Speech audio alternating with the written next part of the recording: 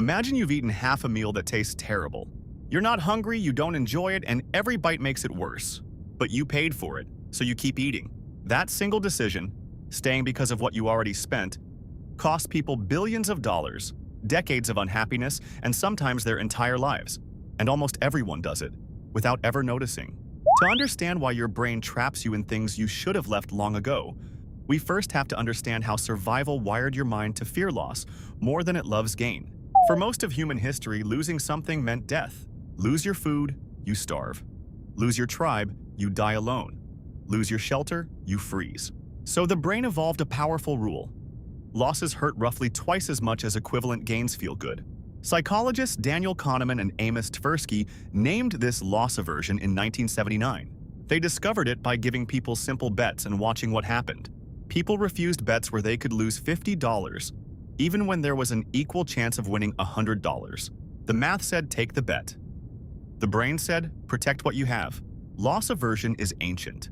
The sunk cost fallacy is its modern trap. A sunk cost is any investment of time, money, or emotion that you cannot get back. The fallacy is letting that lost resource control your future decisions.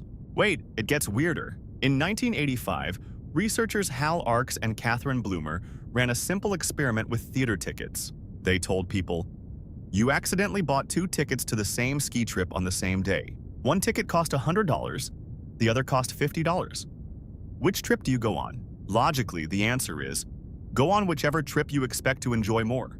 But most people chose the $100 trip, even if they expected to enjoy the $50 trip more. They were letting money they'd already lost decide their future experience. This exact same mechanism plays out in every job you stayed at too long. 5 years in, the job is making you miserable. But you've invested 5 years, so you tell yourself, I can't leave now. But here's where it gets dark. The longer you stay, the more you've invested, and the harder it becomes to leave. It becomes a self-reinforcing trap. Every day you stay makes tomorrow's exit feel more expensive. Relationships follow the exact same pattern.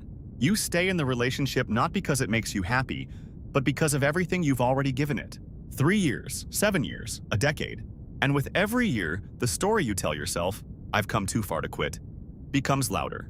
Investors call this doubling down, and it has destroyed fortunes. The Concorde supersonic jet is history's most famous sunk cost disaster.